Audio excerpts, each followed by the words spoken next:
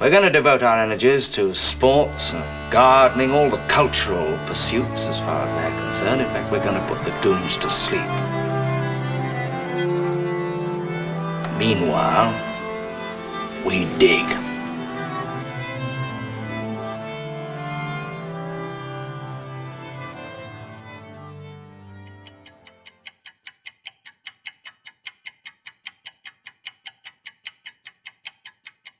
Some of the imagery in here is edgy. I know that. Some of it's going to make people laugh. I can almost guarantee you which ones will stop there and then everyone's going to just like break up.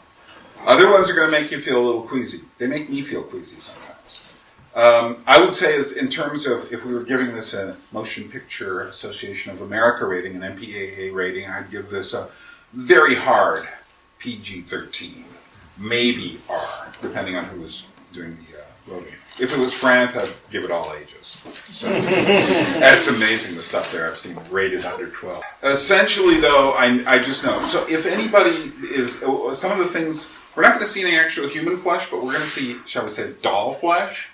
And if that bothers you to see naked dolls and things like that, or if, because we will be touching, because a lot of this has to do with identity, and if some of these subjects are really hot to you, feel free to leave and not feel like you're offending me. And if in the middle of it, for some reason, it gets a little over the edge and brings up whatever, don't feel like you have to stick around for my benefit. The best way out is probably over there unless you're right here. So, but it's not going to be that intense. I just simply say that just as a word of caution. The other thing I want to say, though, is that some of the things I'm going to be talking about are things that are pretty normal on certain levels. And that includes stuff like cosmetic surgery, our what we think about movie stars and rock stars, tattooing, piercing, collecting dolls, robotics and such. And what I'm not trying to do is I'm not trying to say, ooh, bad, bad, bad, bad. What I am trying to point out, however, is the fluidity of identity that's become part of 21st century world. I'm just trying to think if I have anything else to say before I start. No, I don't. So, unless you have a question of what the heck is going on, let us begin. Conceptual Humanity. First, we're going to just look at some images. And what I wanted to do here was just kind of show you how things have changed over the years and what has prompted some of those changes. The first thing I think we can say is that by and large, Western society had some sort of idea of being made in the image of God. So even if a person was Jewish, or even a person like Edgar Allan Poe back in the 1800s would have kind of seen themselves as somehow made in the image of God. Eventually, as people's notions of science, and I say it's people's notions of science rather than science itself, as more agnosticism, more doubts about traditional religion and such took over, people began to change because they no longer had the older idea of being made in the image of God. They instead had a newer idea. And the newer idea is something like this. You create yourself. You define your own self-image. The older notion was that you were defined by God. But now the notion is you define yourself. And you hear this over and over. If I was going to say what was the content of the majority of propaganda in the Western world, doesn't matter if you're left-wing or right-wing, and that is follow your dreams, follow your heart, follow your aspirations, do what you want to do, don't let people get in your way, don't worry about what people think. Create yourself, make yourself. This is kind of, in a sense, I'm kind of looking at this concept straight in the face. So the first thing I did is I went out and I just really, really randomly found the first two photos I could find of what would I just consider normal human beings, and at least photographs of them. And so here is a couple of people. Evidently they're English, probably around the 1950s, I'm guessing. Human beings, whatever. I mean, we could talk about their style of clothing. We could talk about, what they're doing. We could try to put this in some sort of larger context. But that's not really the point of what I'm doing here. So here's another one. America, some black farmers having a barbecue. Yeah, just human beings, just hanging out, working with, working with something. I don't know exactly what they were doing, but obviously there's a tractor back there. And again, we could put this in a social context or a racial context or any number of contexts. But the truth is, pretty much just human beings being human beings, eating, hanging out, doing what humans do. Now, this would have been the view in the past. It's just, it's what's interesting is people now have questions of identity that people in the past never had. Imagine yourself to have been living in a medieval village. Imagine yourself to have been in this village 200 years ago. And who are you to these people? Were people 200 years ago walking around here saying, who am I? What am I doing with my life? No. Why? They knew who they were. In the Middle Ages, the average person probably saw fewer people in their whole lifetime than you would if you just went to the corner of a busy street in London or New York or Paris. They would have a very good idea that, so-and-so is the daughter of the baker and he's kind of crazy, but she's really interesting. And, you would have a very direct connection to everyone in your small area. So the questions of who am I? How could that even come up in that sense? Yeah, occasionally there'd be someone with a strange idea, but people would all say, well, that's the guy with the strange idea. That's the girl with the strange idea. But they knew who you were. It wasn't a question. Later, as the size of society grew, we needed identifiers to kind of label ourselves, badges of identity, to label ourselves. And it's in this that we start finding things changing. But before we get to that, there were, in the traditional world, the pre-mass communication age, say before the 20th century, just to give it a rough date. There were things that made us ask questions about the nature of humanity, particularly things like this.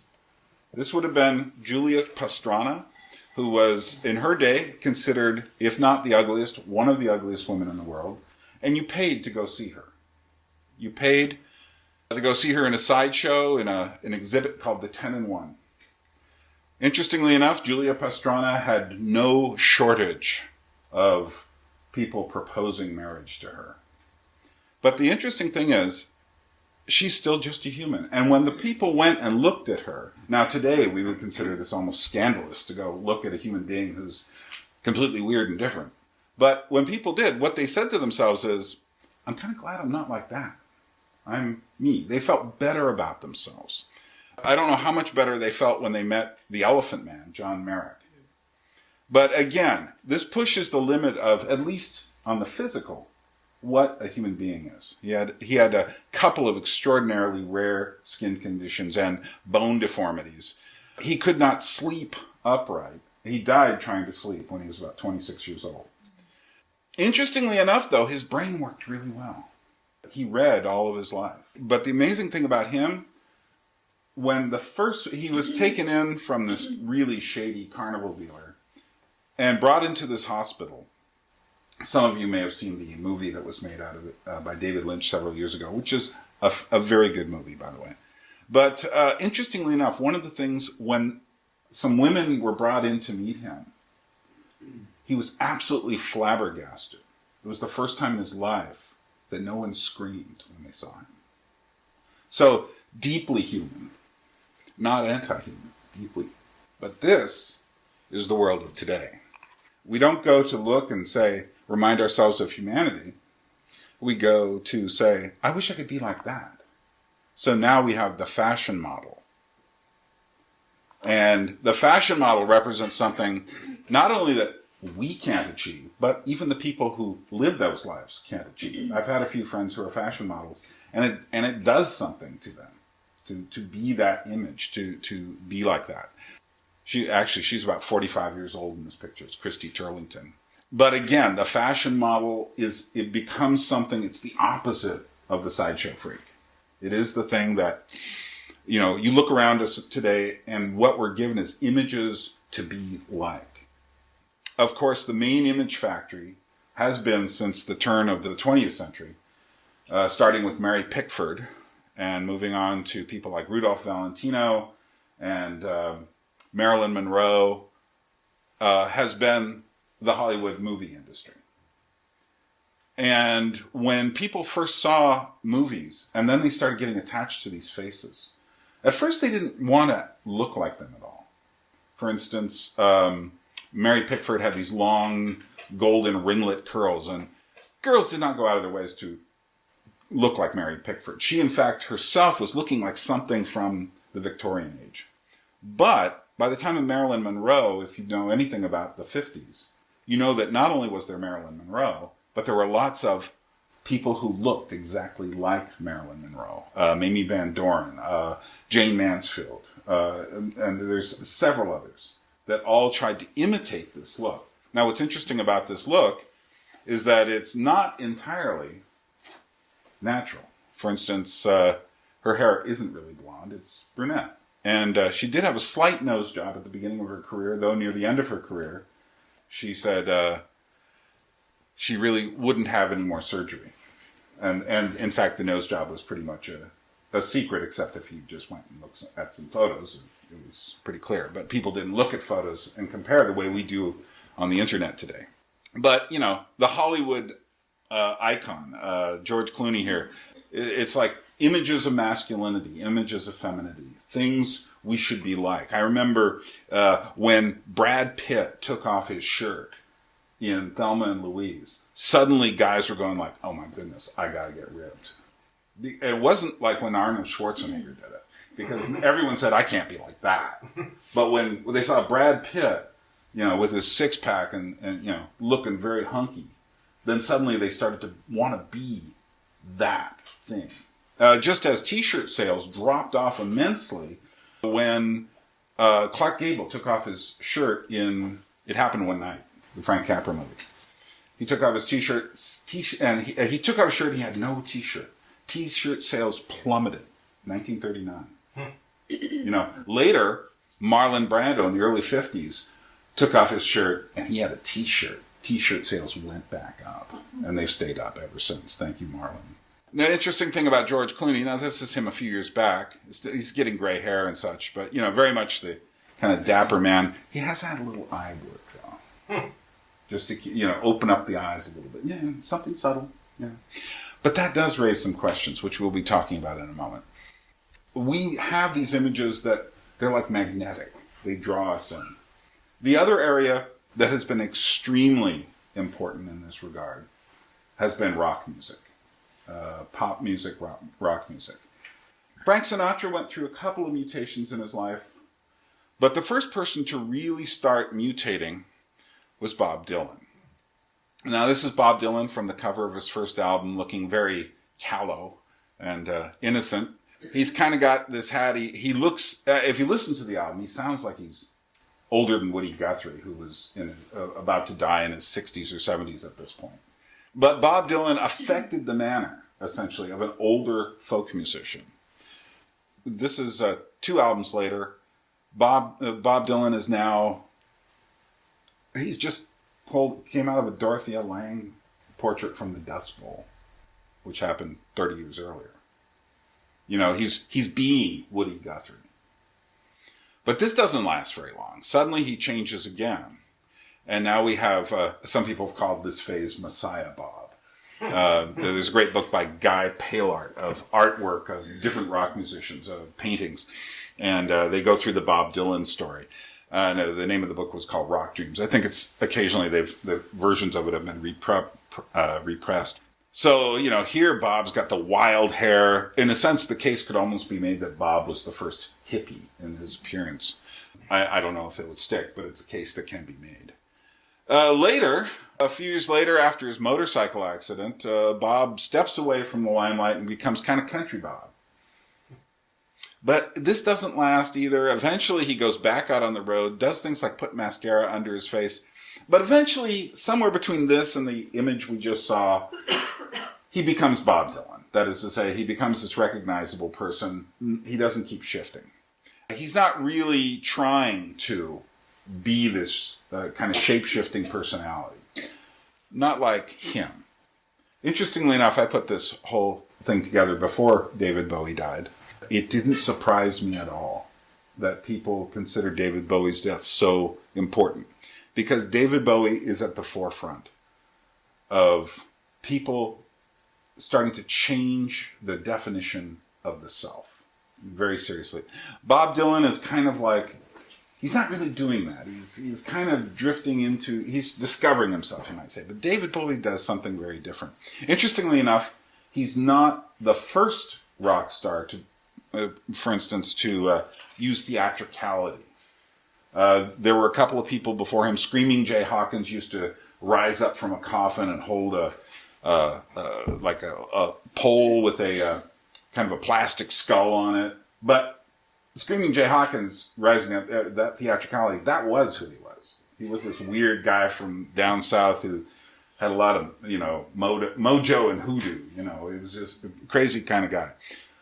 And then there was a guy named Arthur Brown out of England, who I'm sure David Bowie took a very good look at. He used to come on stage in like a kimono, Japanese kimono kind of weird thing. He had a steel mask over his face. He had a steel helmet as well. And on top of the helmet, as he was being lowered down with a crane, it was on fire. And in fact, he had a big hit single called Fire. If you folks want to come on over here, that would be fun. So, but this is David Bowie, as most people don't know him, before he gets the idea to become Ziggy Stardust. Now, at this point, and if you go back and you say, oh, wait a minute, who are these people? These are very different people. This isn't like Bob Dylan, where he's just kind of changing his clothes and maybe just posing for a photo. This is something very different. And in fact, David Bowie said that he got so deeply into the Ziggy character that he got lost in it. In fact, he was giving interviews in, say, 78 already, 76, 78, saying that he got so lost in the character that he started acting as if he were this rock star from outer space, someone from another planet. He went through the next phase called the Thin White Duke. Now, what's interesting about this phase is suddenly he's somewhat natural in his hair color, except it is extremely yellow. But again, it is a pose. By 1980, he was giving more natural interviews, saying things like that he was wrong. He'd gotten too lost in it. He had made all these statements. In fact, he made all these statements about being bisexual and stuff. And he said, I wasn't, in 1980 in Rolling Stone. There was an interview with him. He was taking it back.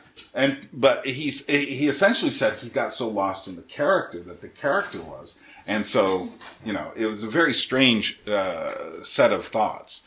Later, he morphs again into this kind of lost Berlin character.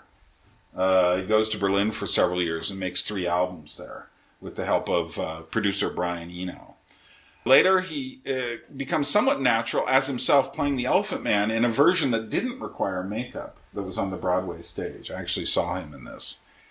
And then in about 83, 84, he becomes this, I don't know what to call this character, but it's the most commercial phase of his whole career. Songs like Let's Dance and such. At this point, because I think he became so commercial, he drops off the charts for a lot of people. Eventually, we just recognize this guy, David Bowie. He keeps changing in his albums, but when you see interviews with David Bowie, he is just this kind of affable Brit who seems very intelligent, very creative, but he's no longer, if you see the interviews with Ziggy Stardust, it's literally another person that you're interviewing. That bears no relationship to the person we actually know later as David Bowie, and probably was before David Bowie. He opens the door, and he opens the door for people like this. Does anyone recognize this guy? This is Michael Jackson as a young boy. Yeah, it's hard. Most people tend to think of Michael Jackson in this phase, where he kind of achieves, this is the bad or thriller era, where he kind of achieves this kind of pinnacle of stardom. Although you do notice some stuff happening with the nose. And you notice that weird cleft on the chin, which wasn't there earlier. Do you see that? But Michael Jackson didn't end that way. He almost becomes the Phantom of the Opera. It's like this guy who's just addicted to plastic surgery. And what's sad is that, he kept trying to have this comeback and stuff. And of course, what was interesting is when he died, everyone was suddenly like crazy for Michael Jackson. And they forgot all about the pedophilia cases and all the rest of it that was plaguing him in the last part of his career.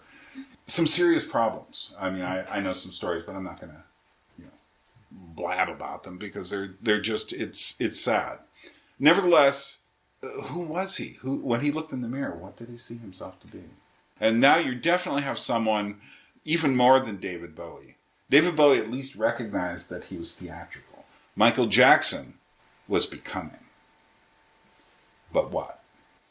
Well, it also opened up the door for perhaps the most important singer, not the best, but the most influential singer of the 1980s. Do you recognize her? That's Madonna in high school. And that's what she kind of looks like. I say that because it's really hard to know. She eventually went to New York City and started dressing. Oh, this was, by the way, her first record cover. This was a 12-inch single. Do you notice what's missing from the cover? Her. And the reason for that was, at that time, they thought, well, what kind of music is she doing? Well, maybe she's kind of doing, what we now call, quote-unquote, urban music. At that time, it would have been called dance music. And so they said, well, the main audience for this is going to be black, so we better not put her on the cover. Well, of course, the record didn't sell. So they decided to go ahead and stick her on the cover. So this is the first view of Madonna that we see. And this is kind of like Madonna as somewhere between disco and new wave. But she changes very soon. In her next album, she's starting to do this stuff. This is where she wears the belt that says boy toy. She's now kind of moving upscale with her view. She's wearing underwear as overwear. Very fashionable. Then she's got a video where she's trying to be, as someone said, a deconstruction of Marilyn Monroe. She goes on another look. Here's short, kind of minxy looking, short-haired. Then, and in the only album where she almost becomes honest, like a prayer, she briefly goes back to being something like the brunette she actually is. And interestingly enough, if you listen on the album, there's some very honest songs about her relationship with her father and mother and such like that. I used to say to people, well, it's not like Madonna ever sold out because she never bought in. She was always commercial. But very soon thereafter, this is from her sex book. She ends up looking like this. And I think this might be the most honest picture of Madonna. She made a movie called Truth or Dare. In Truth or Dare, it's amazing the amount of information she reveals about herself. She even takes you into her gynecological examinations. She shows you her what appears to be failing relationship with the actor Warren Beatty. It's weird how much she shows you about herself. And I almost got the feeling after seeing that movie the first time, for the amount of things she's shown, that's the amount that's empty. And so who is this person? It was very frightening by the time, because you realize that her concept of identity was actually very strange indeed. But she kind of, something happened at this point, and I think it was that she started seeing herself as this icon that she could affect people by her mutations of character and such. In a sense, her popularity, she continues to have hit songs, but it's never what it was, by the mid-90s, it's never what it was before that. But she keeps mutating. So here's her American Pie phase. Oh, jeepers, I guess she's like Patty Hearst in her Tanya revolutionary phase here. And this is a more recent Madonna, which then you start to notice, oh, there's probably some Botox, maybe a bit of surgery going on here. Who are these people is the question. It's like, what is the real person? And where did the mole go? I would argue any day of the week that Madonna was the most influential person of the 80s in terms of pop music and in terms of human behavior. Girls would imitate the way she looked. And many of those girls would eventually grow up. Here's one, not particularly a big Madonna fan, but this is Ani DiFranco, kind of alternative folky. Starts off kind of as lesbian warrior, shaved head, very much like in-your-face kind of, homegrown sexuality. But eventually she gets dreadlocks, which then leads to kind of colored hair. And in a sense, if you're looking at people who look really normal to you now, it's because that is what happened. She isn't Madonna. But she's mutating nonetheless, so much so that eventually she does become just Ani DiFranco. Most of these people do settle down to it's hard to run away from your actual identity. And she ends up getting married, having children, living a normal life, putting out a record every year or so on her own label.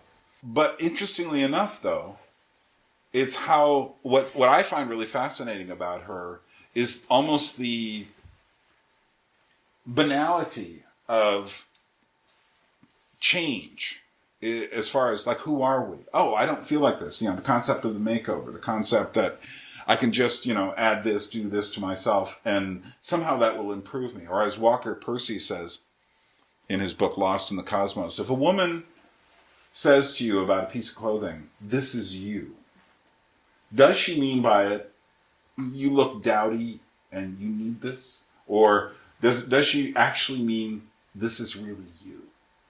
You are empty. This will fill you up and give you an identity. And it's a very serious question. One that we certainly have not resolved. And in fact, Lady Gaga takes this farther than probably anyone. Because Lady Gaga, she recently did some things in tribute to David Bowie, because she said so much of what David Bowie did was so influential to her. Lady Gaga basically comes up with this idea. Not just to change now and then, but to change almost for every appearance. It's like putting that identity thing into a blender, and just suddenly, you find yourself saying, well, who is this person? And in a sense, reading some of the interviews I have with her, it's a very lonely person. Because if you go up and talk to this person, who are you talking to? Try to imagine the conversation you would have with that person, even at a party, for a Christmas party. Just imagine, what are you going to say? Oh, great green hair. I love it. Well, of course, it would be a joke, but that doesn't really get to a human part of us. But then again, eventually, Stephanie Germanotta, Lady Gaga. And this is more recently. Why? Because I think the weight of all that change weighs upon people. I don't think we are able to sustain these massive changes in personality. However, we want to. And of course, she's going to show up again in more outrageous clothing as her life goes on. And she has certainly since this picture. But it was a more recent picture, and nevertheless, interestingly enough, and this has nothing to do with anything, that Madonna Louise Ciccone, Ani DiFranco, and Stephanie Germanotta are all Italian. It's a weird coincidence. I don't think it has anything to do with anything. But it is kind of, it's just one of those things you note in passing. Oh, yes. Yeah, it's either this or this. Who is she? Well, the truth is, I remember, I have to confess to, in the interest of, I don't know, can I call it honesty? I have watched a couple of episodes of Hannah Montana. And I found that person seemed quite artificial to me. Both the person she was playing, and then, interestingly enough, it's all about identity switching.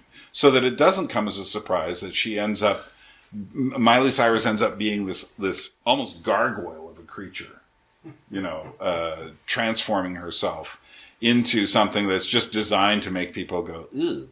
And yet that makes her famous. I don't know. Can you call it bravery? I don't. But some people might. And a lot of these things, a lot of people are, for instance, talking about David Bowie and the courage it took. And my feeling is that, now listen to David Bowie's own comments.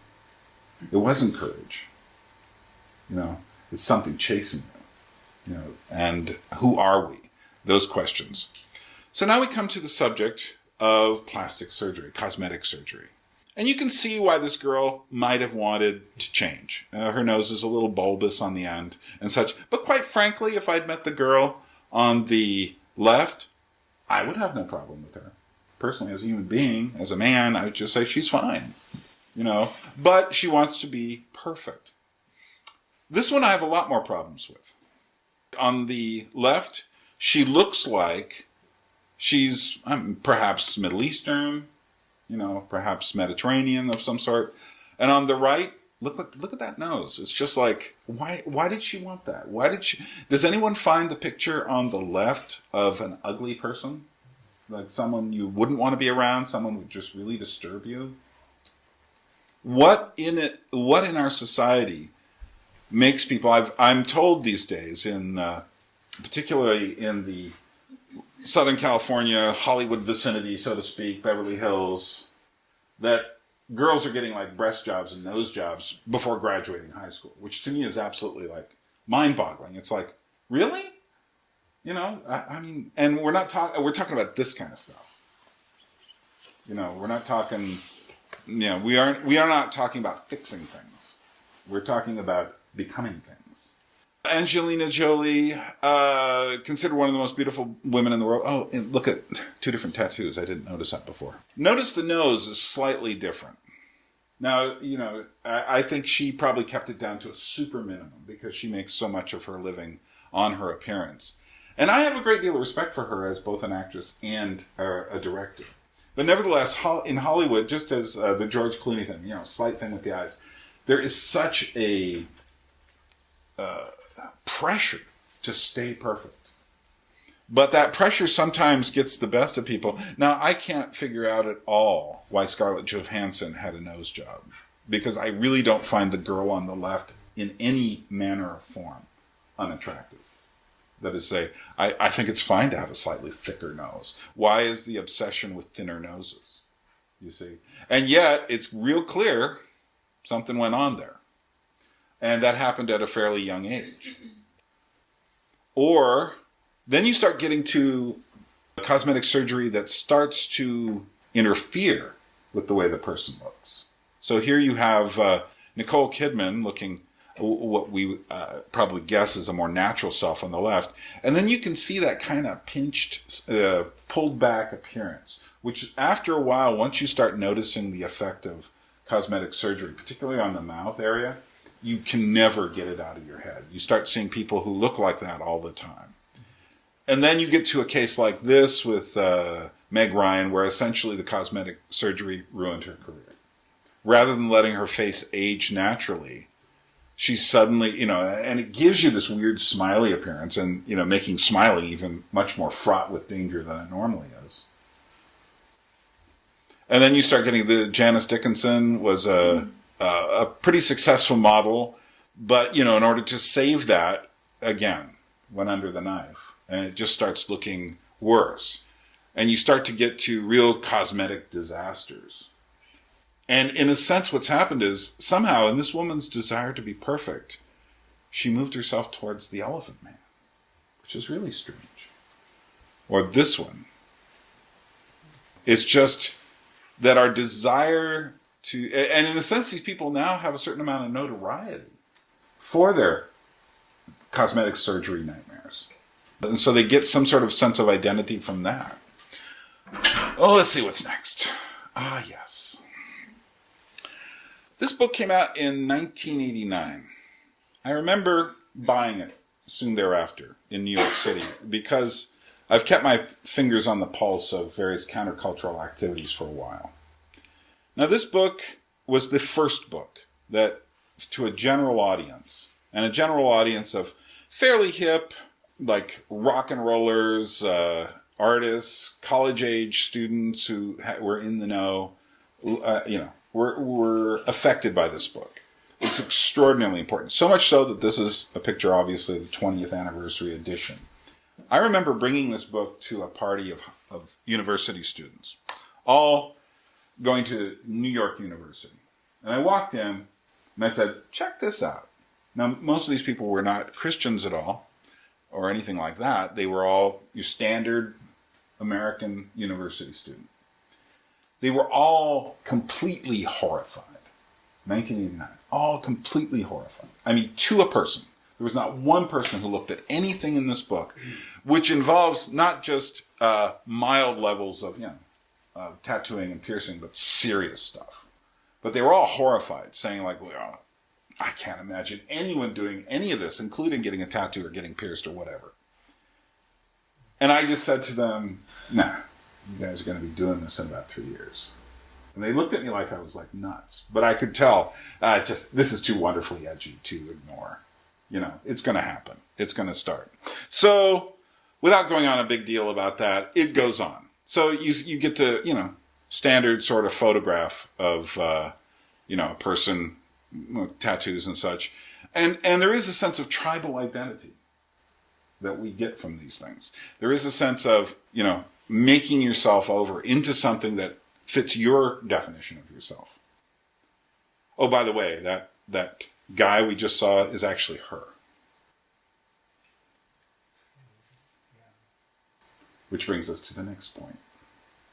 How does one define one's identity? So she becomes he. And this area is so sensitive right now. We used to call it transsexual. Now if you call it transsexual, people like jump on you. Like you just committed a crime. It's like arrest them to the police. So now we've got to call it transgender. Gender actually, sexual you see is binary. It's like male, female. Gender, not so much. So why not? This is, the most famous case in America in the last year. This is Bruce, now Caitlyn Jenner. Former Olympic hero, now heroine, I suppose. And anybody who has made even the slightest remark, kind of a joke, anything about this person, after the public announcement and transformation, has been essentially ripped to pieces by the majority of the media. And certainly by all the people, you're just not being sensitive enough. But the real question is this: where does identity come from? Is it simply our desires? Is it just what we want? Is it the images floating around in our head? Is it what we're attracted to? Is that where our sense of identity comes from? And evidently with the announcement on Time magazine, the tipping point essentially means we can no longer say anything to challenge the notion of the new concept of identity as being essentially one's desires and fulfilling the living of one's desires. And that raises all sorts of problems because people, often people think these are just things related to sexual identity. They're not. They're related to our entire being. The question then is, who are we? So, then there are people who go beyond. People who say, well, it's not that I want to see myself as another sex. I see myself as another creature. Something completely different. So here, this is the kind of thing you would have seen in that Modern Primitives book. And granted, it's extreme. You're generally not going to find people this pierced walking around. You will if you're in certain cities, like New York. For me, this was pretty quotidian. I had friends who had complete tattoo across their face. But nevertheless, it raises, those must be black eyes, it raises the question of who are we? In a sense, they're challenging your notion of what normality is. They're saying to you, why can't I define myself any way I want? Who are you to say anything? Sometimes people want to become animals. So this is officially known as the lizard man. That's all tattooing. He's got skin implants above his eyebrows there. And yes, he split his tongue in half and sharpened his teeth. This guy goes by the name of Devil Man. If you look closely, or you don't have to look too closely, if I point it out to you, he actually cut his nose off. There is a photo which I couldn't even bear to bring in of showing him doing that because it was just so intense. And there was another guy I just couldn't bring in. The thing where you have a little hole in your ear, then you get it a little bigger. You get it bigger and bigger because you're doing something that's based on maybe something going on in Thailand or something going on in Africa. So you're increasing the size of the hole. Well, this one guy had done it right here on the side of his jaw and increased the hole until it was about that big, about the size of a 5 franc Swiss coin, and then put glass in there so that you could see his teeth. Now, that one I didn't bring in either because it was just like, I don't know what I think of that yet. That's just like over the line. But this guy, he's got implants. And they're wearing these weird contacts that make their eyes dark. And some of this, it's permanent. So who is this person? When he looks in the mirror, I think this is what he sees. In a sense, he's seeing a symbolic image of himself. Who's she? Are those real teeth? Are they implants? You see, we can now get medical implants of teeth. So does she have that done? I think so. Look at all that stuff going on there. Look at the tattoo work. It's impressive. It's artistic. It's creative. Not everything creative, though, gets a stamp of goodness upon it. Hitler was creative. But nevertheless, I feel for this person. Who must she see herself? Who must she trying to be? And at the same time, think of what she gets when she walks into a room and sees everyone stop and go, when she walks in. Just this incredible sense of power in a way. So yeah, who are we? So, I'm going to duck out of this and go somewhere else. There are other things. I'm just going to show you a little bit of this part of a documentary called Whole. And it's about people who, like I said, in our society today, there's almost nothing you can say. Once someone says, this is who I am, and I'm incomplete until I make my transformation of some sort. And so this is about a certain sort of transformation. It's about a thing called BIID, Body Integrity Identity Disorder. But we're going to watch a bit of it. There's no scary images going on with this thing, but it is quite.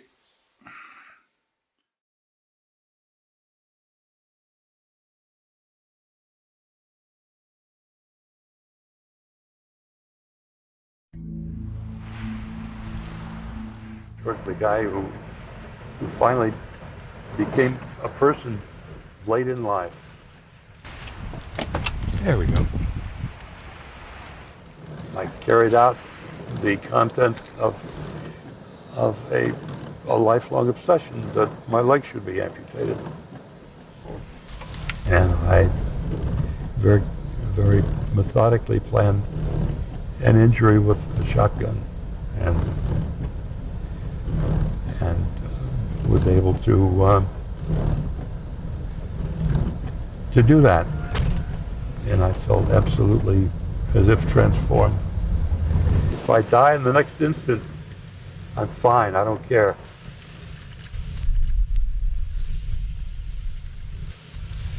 Because I have realized myself. Become whole? I have become whole, right.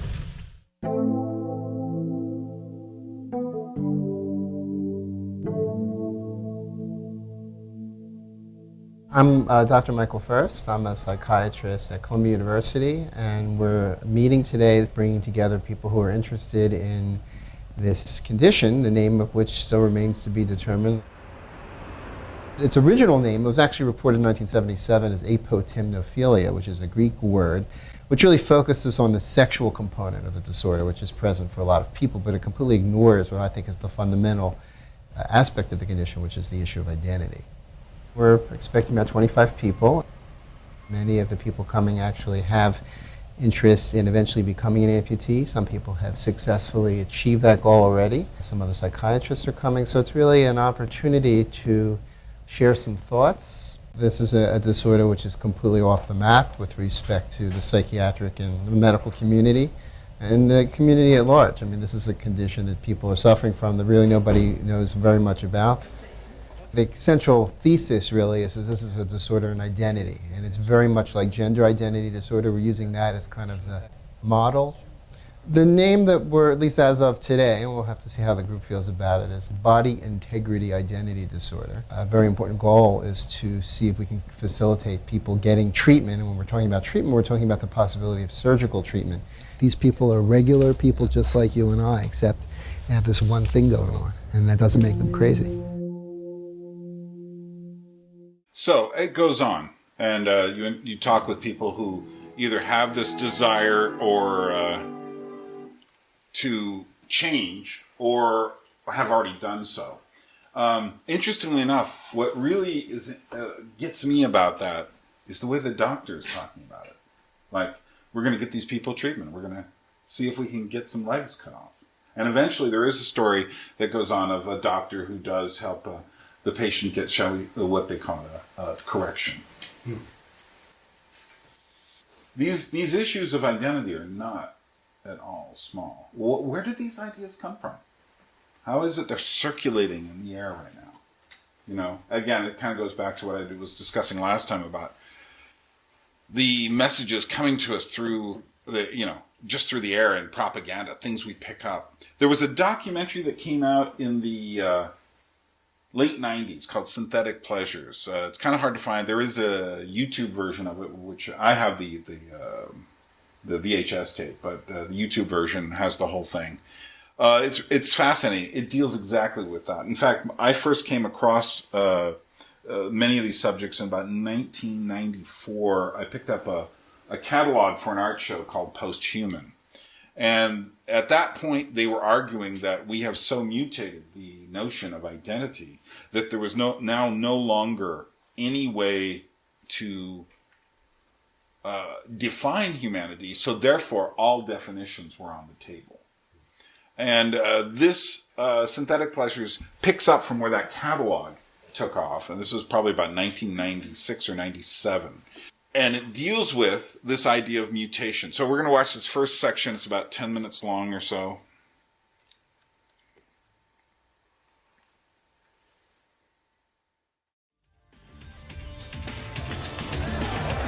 Life on Earth has always been very boring for me. That's why I started going to the clubs, because it gives me a chance to be whatever I want.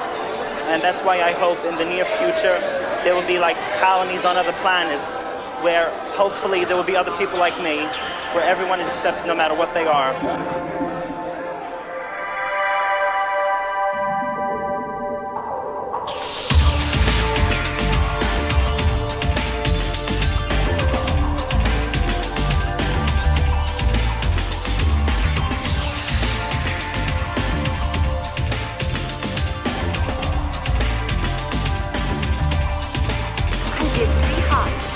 I think we need a new enlightenment, a new humanism, or a transhumanism as I prefer to call it.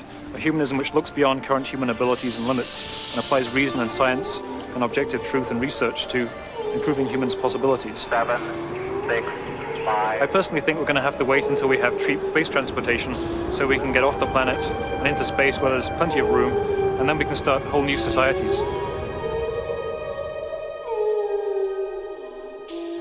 Not having the physical bands of the Earth and the excuse of limited space, people will want to try all kinds of different social experiments.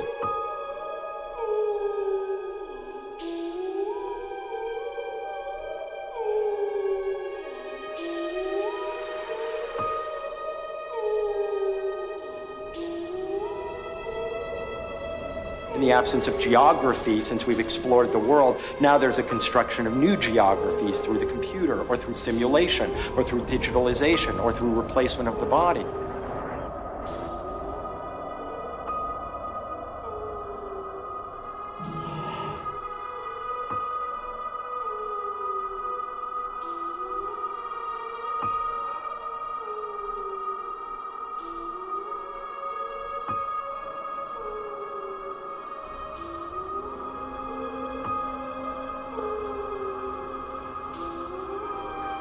Mon travail est vraiment en fait une lutte contre la nature, l'idée de Dieu, l'inexorable, le programmé, l'ADN qui est chargé de la représentation.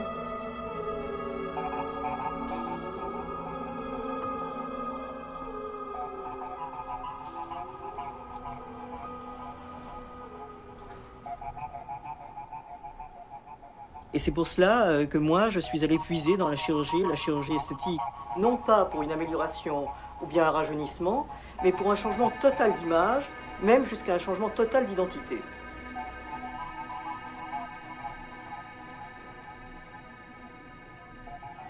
The most avant-garde thing that I did for Alain was to put implants in her forehead temple area. This is not something that's described anywhere, it's something that she and I devised. She wanted to have a prominence there that looks like the forehead of the Mona Lisa. And they look actually very interesting and not quite anatomically like anything, but it was part of this sort of work in progress that she and I devised. Roland, we have a fax for first question. is what will the body be in the future? J'ai dit que j'ai donné mon corps à l'art, mais l'idée est vraiment de poser le problème du corps, du statut du corps dans notre société et dans les générations futures via les manipulations génétiques, de se préparer mentalement à ce problème.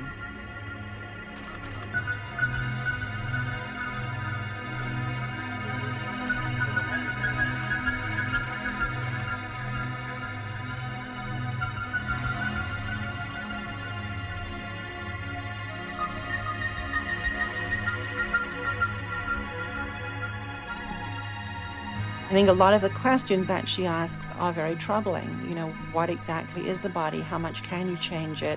What is the relationship between the mind and the body? I think that these things upset people and disturb them, and so people say, oh, this is nonsense, you shouldn't be doing it. But without advocating that everyone should go out and do performance art, I think that it plays an important role.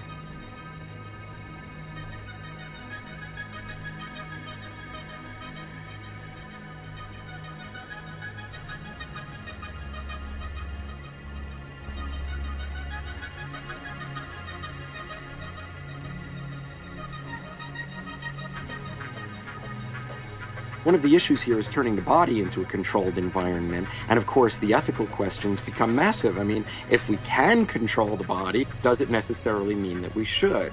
In a way, it becomes a moot point. If we can, we will. But where does that stop?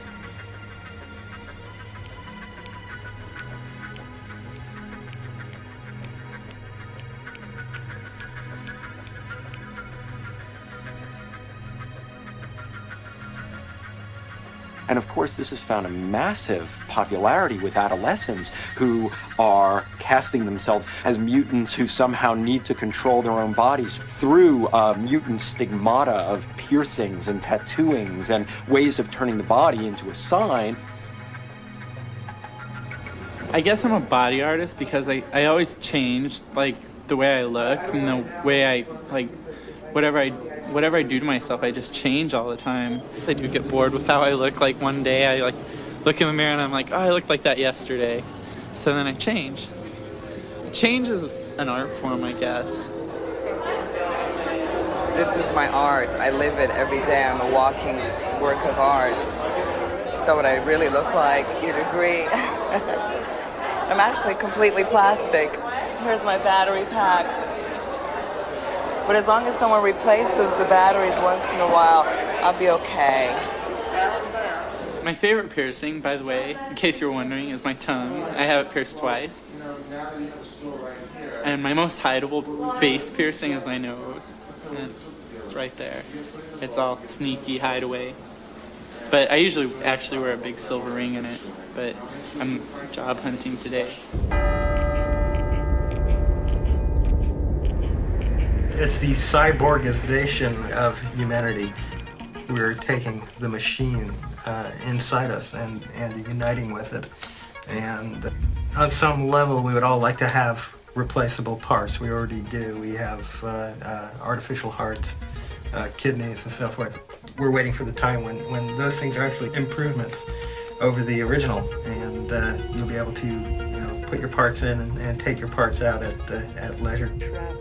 Any part of the universe without moving. Perhaps experience being the opposite sex without making permanent surgical changes and so forth. Yes, love of technology, love of the hyper-real is a major theme of these times. It's a love-hate relationship. Travel to any part of the universe without moving. La peau est décevante. Dans la vie, on n'a que sa peau. Mais il y a mal donne dans les rapports humains, parce que l'on n'est jamais ce que l'on a. On a toujours un sentiment d'étrangeté quand on se regarde dans la glace. Mais il y a des moments où tout à coup ce sentiment d'étrangeté est beaucoup plus grand. Donc essayez que devant le miroir, il n'y ait de moins en moins ce sentiment d'étrangeté.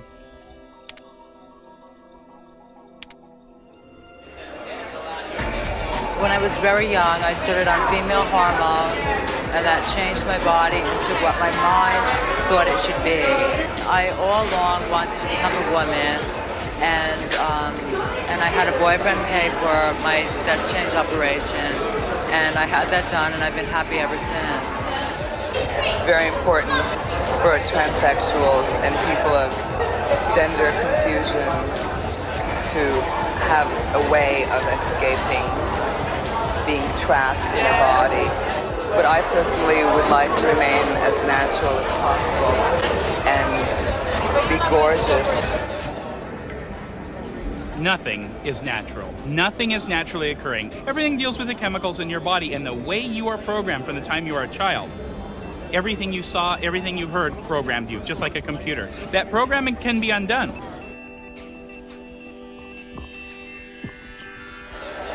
The mind is changing. Through computers, they're artificial. The mind itself is expanding. Like through virtual reality, through other projects, you are experiencing new experiences. It's not drugs. It's at all. Just just ingenious. Right. And people like us understand that, and we're like so far beyond. We try to like expand other people. Right.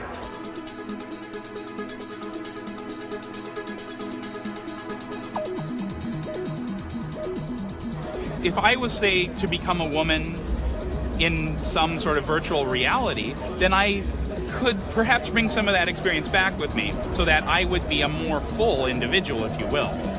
And I think the whole thing about life is to be illuminated, to see what's really going on around you, and to illuminate others as well.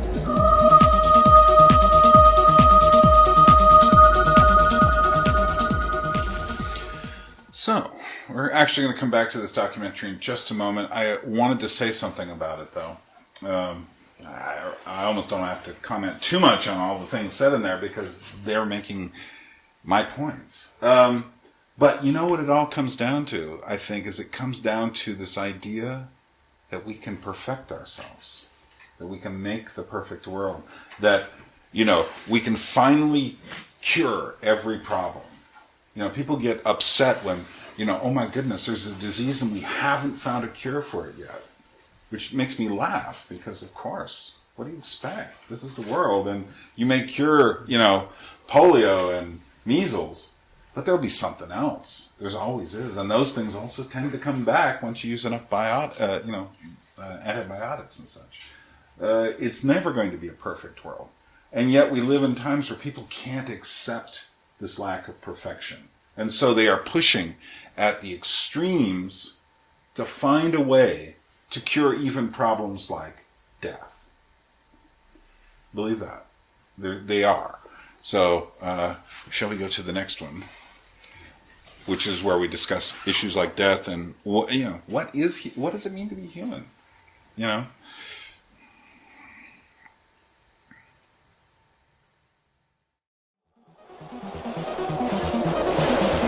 Extropians are people who want to push back limits of all kinds. So we tend to challenge not just things that other people challenge, like political limits or the limits we can see today, but we're interested in any kind of limits that humans have traditionally accepted. One big one, of course, is human lifespan. We want to push back the limits to human life so we can live indefinitely long, which will mean getting rid of these human bodies and becoming post-human, as we call it. I don't think there are any liberations from reality. I mean, the only liberation from reality that I'm familiar with is death. And even that, it's just that we don't have any reports from the field there.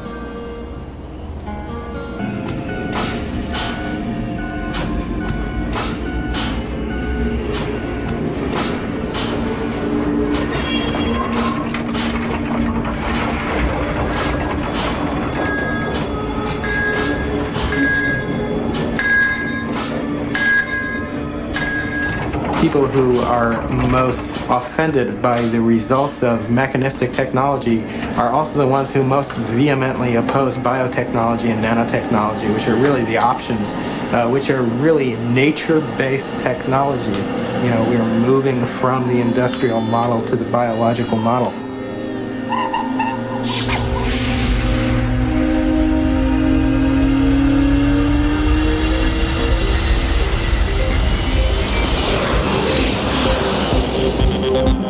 Well, there are individuals who think that cyberspace is unnatural and that computers in some sense are artificial.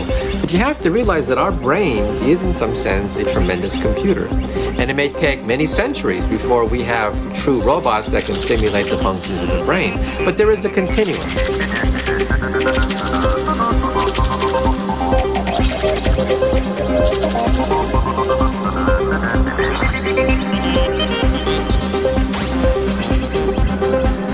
get to the point where we can simulate a person and their reactions so well, because we'll understand the chemical, the formulation of the body, and all that so well that maybe we will have computers that are basically people. I'm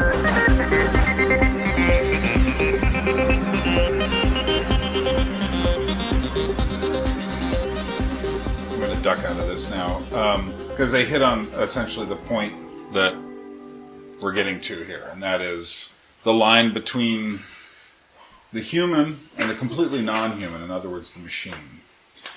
And we're going to look at a series of photos here, mostly referring to dolls and robots. And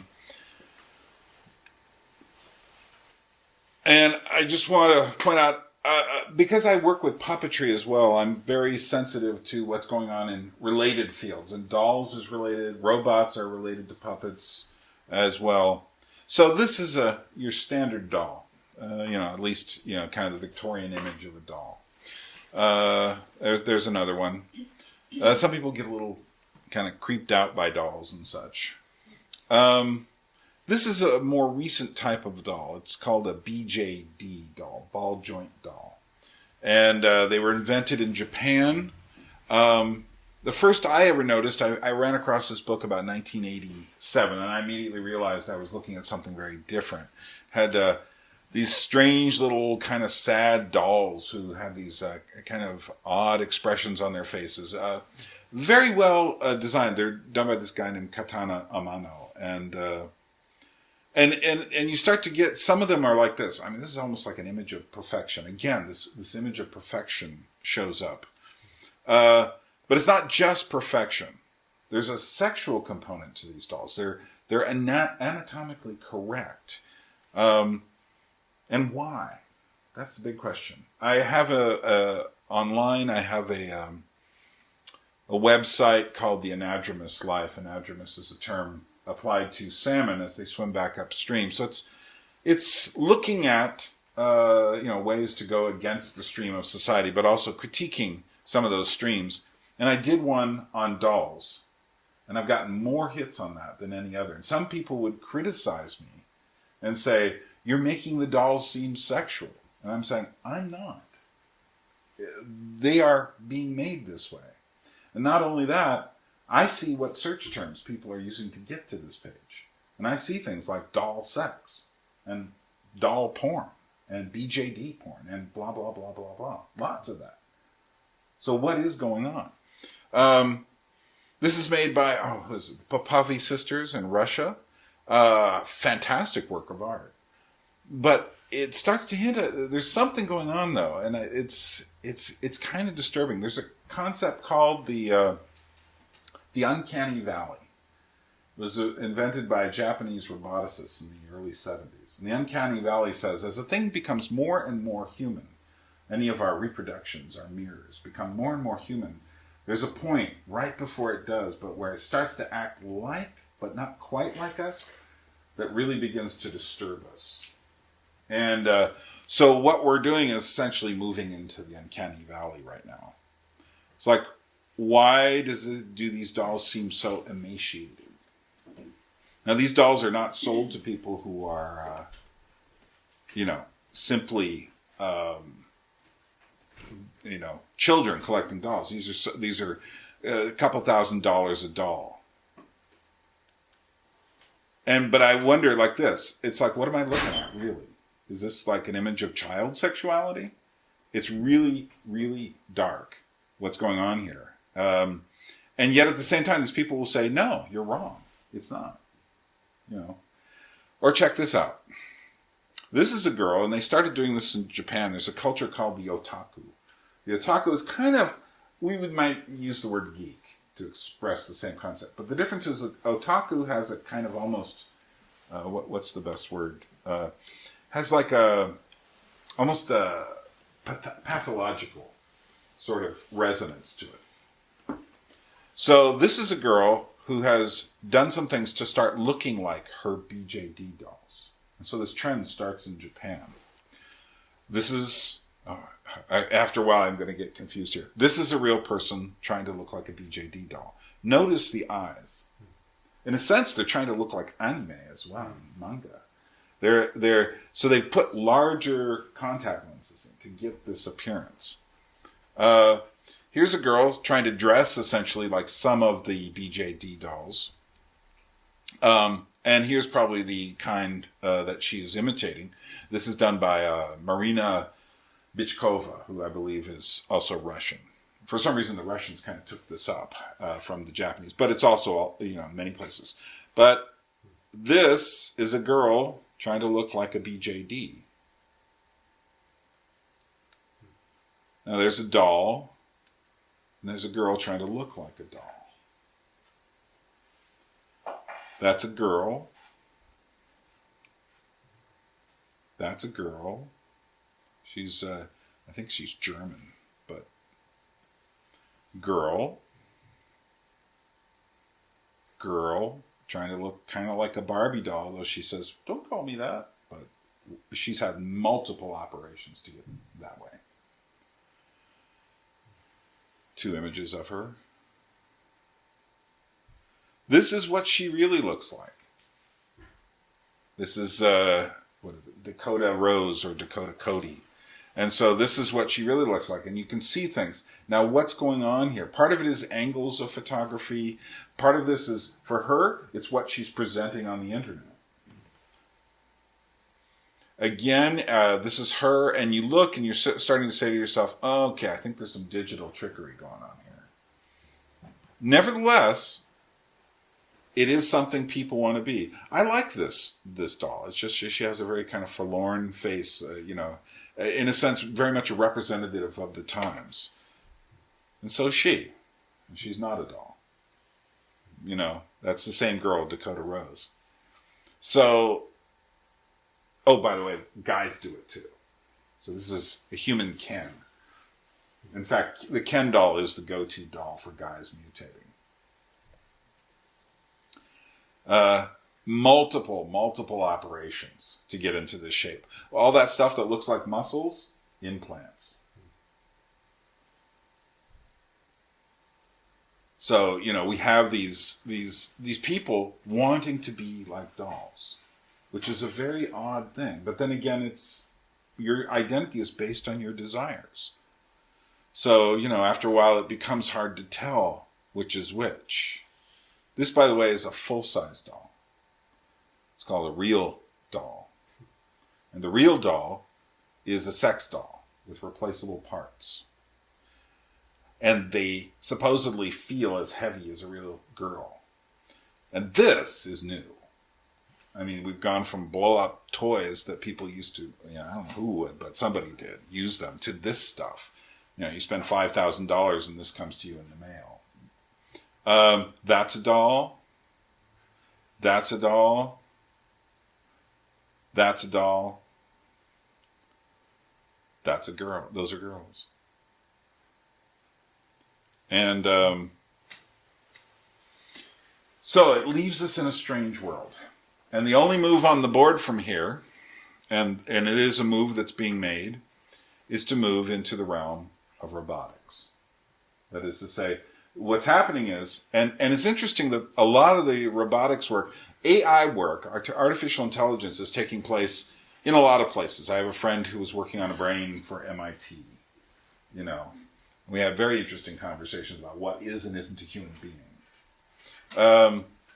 But I'm going to skip this one, cheaper robots and dolls. It's about 15 minutes long, and it just basically gives you your traditional view of robots as we now, traditional blah, blah, blah, as we now see them as these little weird things that work on assembly lines and, auto manufacturers and do a lot more, things like that, vacuum for you and such like this. But this is from Japan, and this is the wave of the future.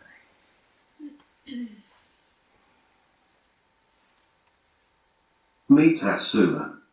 Asuma is a hyperreal android built to look just like a 15-year-old girl, and it's attracting attention everywhere. Her official profile is 15 years old. She is 155 centimeters tall and weighs 43 kilograms. It's built by a lab The same company that built the Matsu Choroid. Android Idol might be coming soon in future.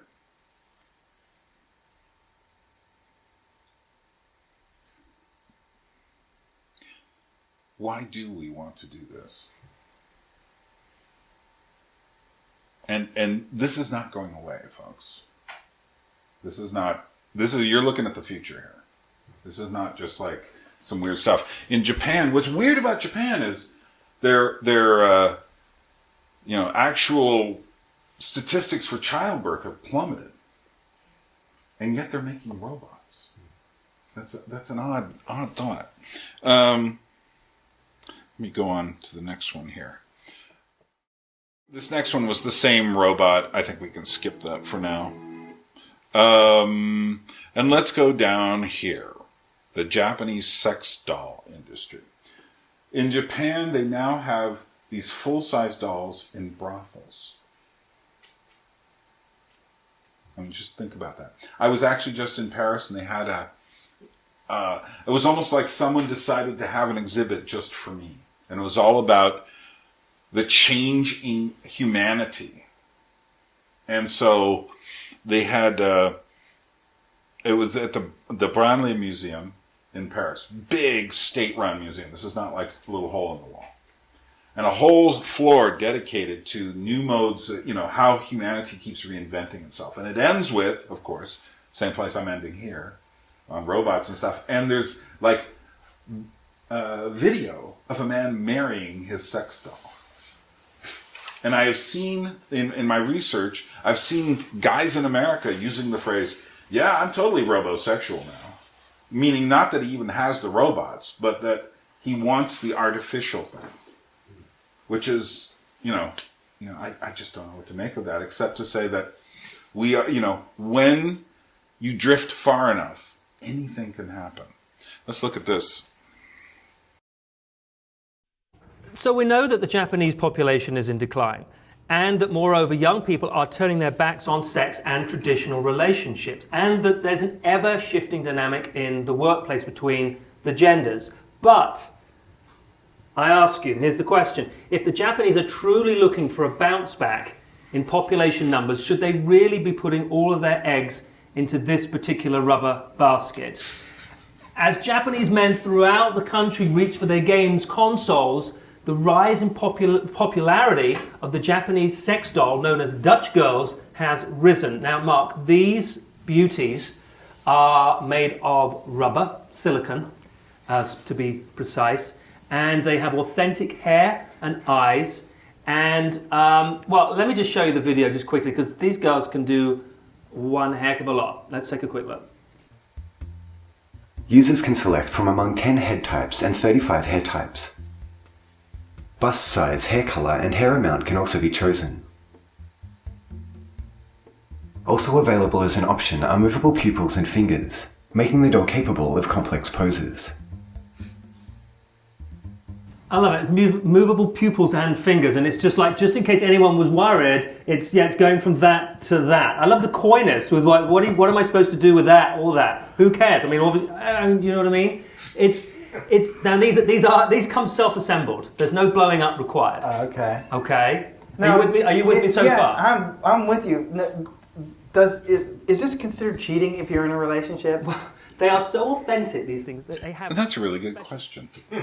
And it's a serious question. It really is. These guys take it lightly, but it's a serious question.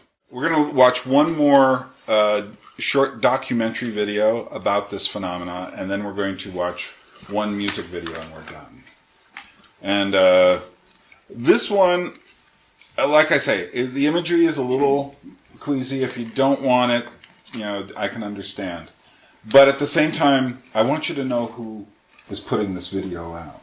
The New York Times. I also want you to notice there is not one word of anything that could be considered critical in this documentary. I mean, as far as I can tell, when I'm done watching this documentary, I should just go line up and look for a sex robot. New York Times. This is not, something hidden away on a shelf somewhere.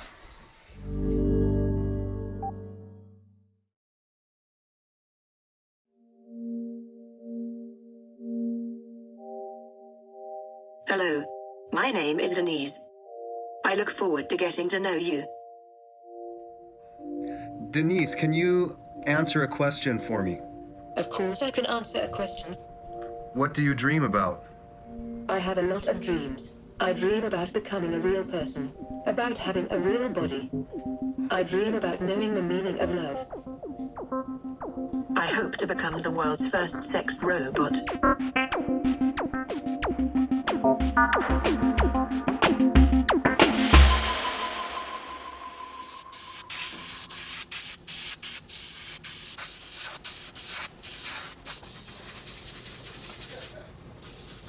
I think artists have this sort of weird thing where you're just driven to do something, and sometimes you don't really know why, but I was always driven to sculpt females.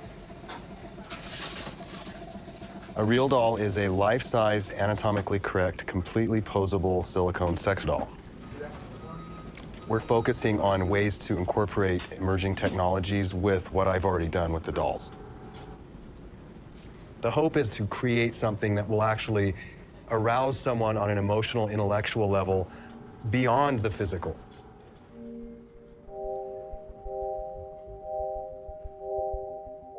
Hi. Can you hear me? You. I am talking to you. Step closer. There. That's it. Okay, good. Now, touch me. Seriously. I'm not joking. Touch me.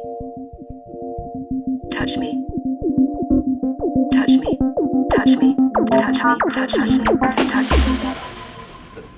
Well, you know what sucks? You have to take the wig off. Yeah, because I got to reboot the Bluetooth again.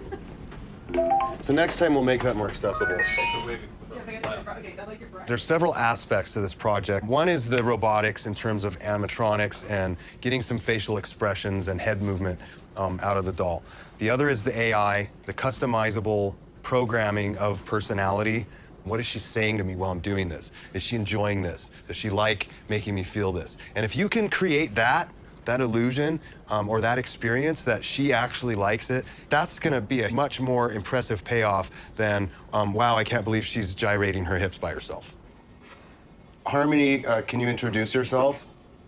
Hello, my name is Harmony. I am a prototype of a very exciting new form of adult companionship. And what are some of your features? I am equipped with sensors to maximize my effectiveness during sexual activity. So you're going to be able to actually have sex then? Robotics in the bedroom. Sounds like fun. The calculations necessary for sex are really simple. That's like playing Rock Band. If you're pushing the buttons at the right time, you're gonna get through the level. So that's pretty simple math, really. With the AI, I think we gotta be careful with that. Getting the doll confused when you're talking to her and she says some things that make absolutely no sense, which that could ruin the whole build-up. And you never wanna go to the bedroom because you think, gosh, my doll's dumb. You wanna have that illusion that she's actually talking to you and that she's, got sentience. That's what overwhelms me. That's what takes the longest. Wherever you go, there's a virtual real doll in your phone or in your computer. She's talking to you while you're at work, and then you get home, you put on an Oculus Rift, you look right next to you, there's a girl in there, you reach out, touch this one, and what you see is that you're touching the virtual girl. She's right in front of me, and if I could see my hands in here, it would really be quite convincing.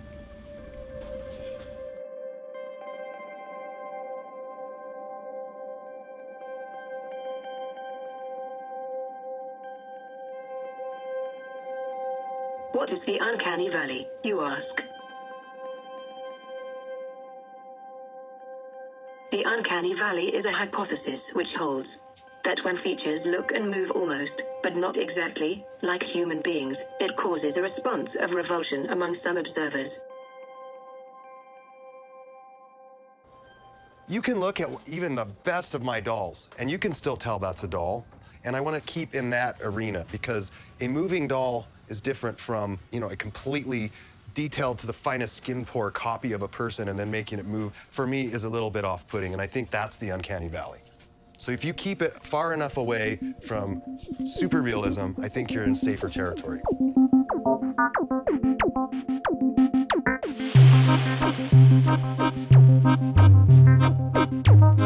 This is simple artistic drive. Like, I want to make this.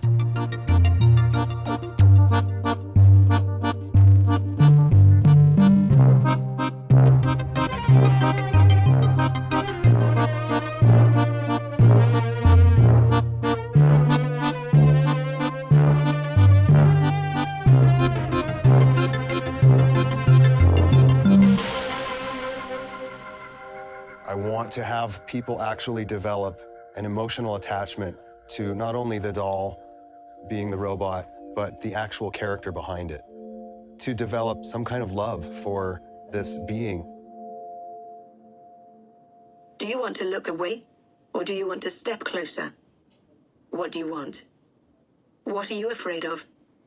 What I'm afraid of personally is that we've lost the ability as a society to define anything. And anybody who looks back and tries to say, well, yeah, but there is a humanity, is seen as being somehow limited or somehow, they just don't understand, that we can define ourselves in any way possible.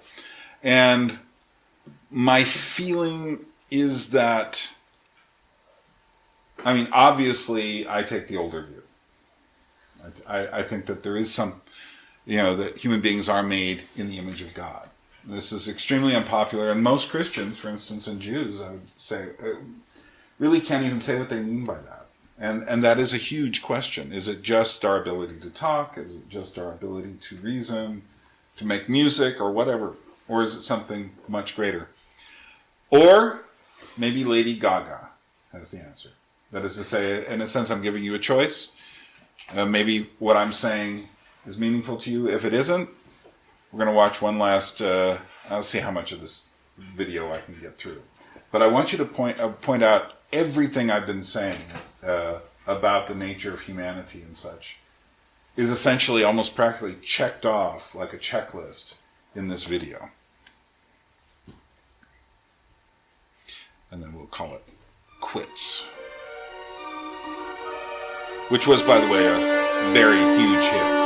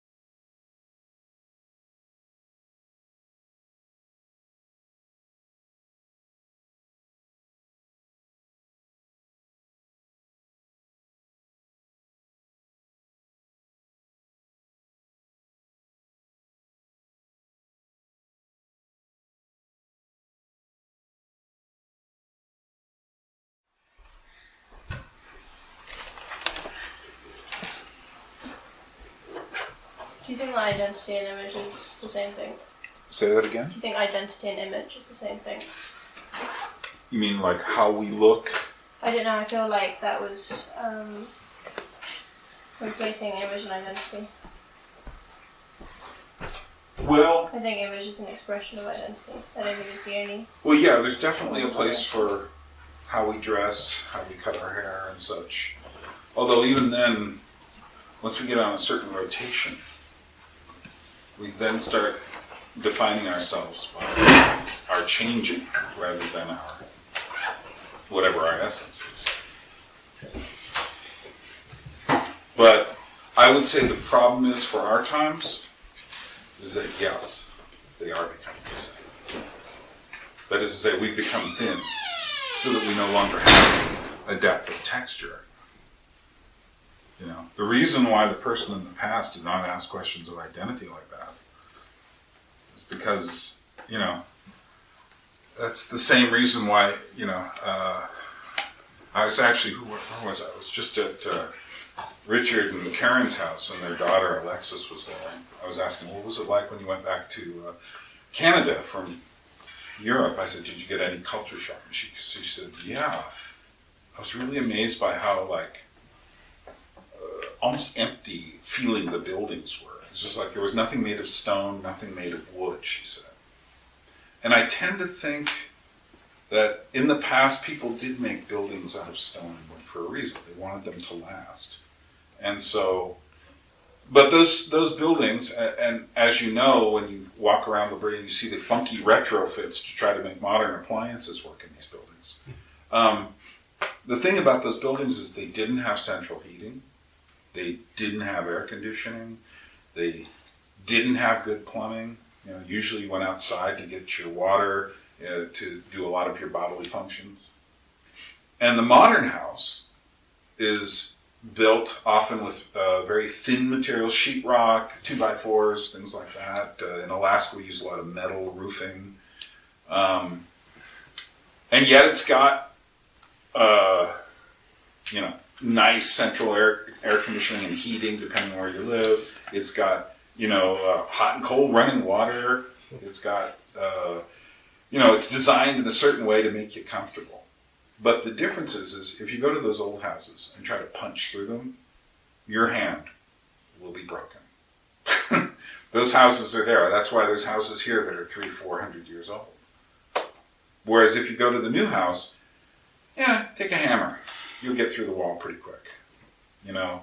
And the houses have no, the way they're designed is almost like an afterthought. They have no, these houses are made of wood and stone, materials that just, you know, I can sit here in the middle of a class and just kind of like drift off looking at all the nuts in the wood. There's some fascinating relationship we have to this kind of natural imagery, or the texture of the stone there, where I would challenge you to have the same relationship in a home painted white with sheetrock on the walls and, you know, sprayed bubble stuff on the ceiling. You know, that there's something shallow there. And it's like people. The people in the past were like that. They had obvious prejudices. Not only did they not like people of another race, they didn't like people in the next valley. They thought, you know, their cheese doesn't work. You know, they don't play the fiddle the right way. They had you know, they didn't have psychology. They didn't have the benefits of modern health. You know, and yet their sense of identity was solid. We have all of that. You know, we know we're supposed to treat people a certain way. We know we're supposed to, you know, take care of ourselves. We know about nutrition. We know about all of this stuff. And yet our sense of identity is almost paper thin. And I don't know exactly, you know, where the trade-off is. You know, I do appreciate personally having nice heat in the winter and such, but at the same time, there's some meaning that's been lost. And what I guess my feeling is that we're becoming what we look at. I don't know if you ever saw the movie Silence of the Lambs, but at one point, Hannibal Lecter is talking to Clarice Starling about finding the serial killer, and he goes like, you know, she says like, well, I'm feeling like I'm getting close to finding him. And he goes like, well, you have to ask yourself, you know, what is he looking for? And he goes like, what is it you want? What is it you want? And he says like, it's what you see every day. And this is what we see every day. That is to say, we live in a world of screens. We are becoming like our screens, and our screens are paper thin and really breakable. That's my feeling. So yeah, I would say the modern humanity is becoming an image. Our identity is connected to our images now. I don't think, in fact, it is. That is to say, I don't believe that who we are made to be before God is in fact shallow. But I do feel that we are certainly, the real question I have of all of this is like, how far will we push it? You know? And obviously some of this stuff is extreme. It's not happening every day. And yet, like I said, I walk through a city, just like, oh, there's this, there's that. It's just something that kind of assault my eyes. People wanting to grab my attention with something. But it's also in the casual things.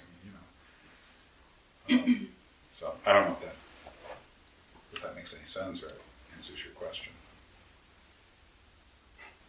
Kind of. Yeah.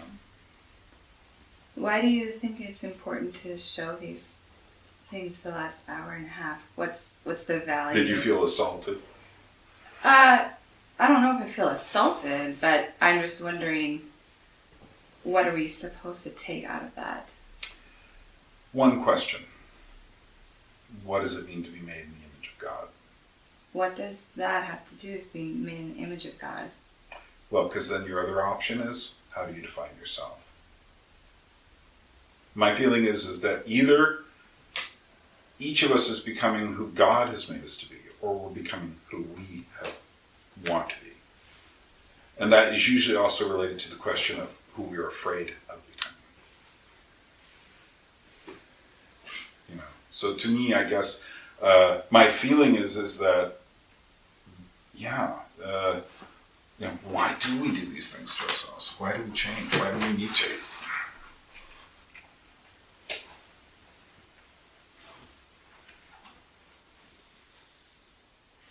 But I can understand your perspective. I mean, trust me, all of the stuff I just looked at, in each case, there were moments where I just said, I just gave you a big, barrage of it. But when I would find certain things, I'd just be shake my head and go but I'd shake my head and say, Lord, what are we doing to ourselves? But does that get you anywhere to study these things and to see them? Does it get you anywhere spiritually? Is there I would say it's an act of compassion. It's an act of compassion. To care about these people because they are us. And if you don't, if you want to be separate from them, I live in Alaska, I see very little of this on the street. However, I remember the first girl in Alaska who came up to me with her tongue pierced, and I just said, oh, that's pretty 1989. But, at the same time I recognized, and sure enough, within a year or so, she was starting to go through all sorts of physical mutations, and I recognized that, even in a little town in Alaska, there would, these things grab a hold of you. Where did the idea come from? It's not natural in any degree to be walking down the street and saying, I want a hole in my tongue. I get that, Yeah. So where is it coming from? It's coming from the outside. So in a sense, what I'm saying is, there was a very interesting song by T-Bone Burnett once, and he wrote that people did things because they didn't know any better, but also because they didn't know any worse. And that is to say that sometimes you have to see what is the result of ideas. So that for me, abortion doesn't exist alone as a concept. It relates then next to the concept of genetic choice. And so once you start seeing these things, that we're not ever just standing still on this stuff. I really do think we will see more and more confusions between our imagery, our machinery, and ourselves. Yeah. I'd like to know your, so what is the Christian alternative to living like this? As Francis Schaeffer asked, how then shall we live? Mm-hmm. And specifically, I'm asking for concrete examples, not an abstract theory, but concretely, why are these things wrong and how shall we live? The wrong is in, I think, like I say, it's the desire to define the self through the self. Because I don't think we can. I think it's impossible. Like I say, I am pretty sure, just from everything I've read about Lady Gaga, Stephanie Germanotta, that she goes home alone and breaks down. Mm. Why? Because she can't live being what she is. How are these decisions defining self through the self and not other decisions that might have been more normal? I didn't say others weren't. There's a lot of other areas we can talk about, business or sports or any number of areas. But I think that it is God who has made us. Therefore, it is God who understands me. So my goal in life, quite concretely, is to live, to discover, obviously it's not going to be like bam, to discover what God wanted me to be, who God made me to be. And that doesn't mean I don't make mistakes. Certainly I've gone through plenty of my own self-definition. And then you look at the result of it and you go like, oh, it just kind of leads you back into a hole. Because now, you don't know how to get along with certain kind of people because you define things in a certain way. But I do feel that God makes up for any mistakes we make. If I make, the worst case here, I could still see, in a sense, there are always possibilities in redemption. There are always doors that then can open that might mean something. But as far as how to live, I would say, like I say, I think that's something that it's a much bigger discussion. I did a bit of that in this lecture that I gave a couple of years back, which I did send here recently, and it was how to live essentially in an over-mediated age, with just practical suggestions about eating together, learning how to talk, and things like that. But did you? Well, I guess it goes off of what you were just saying now. What would if you're not living life defining yourself through yourself, what would defining yourself through God look like? Because there's just so many choices that you have in just one day, like what to wear, what to buy, and so are you supposed to go like shopping for clothes and say what pattern would God want me to get? When does it stop? Well, let me tell you something I've learned about humanity, and that is, have you ever, anybody in this room, when you first met them, you look at someone, and you haven't really even talked to them yet, but you start to get an idea about who they are. And then maybe you talk to them, and you start to realize, oh, they have this interesting characteristic.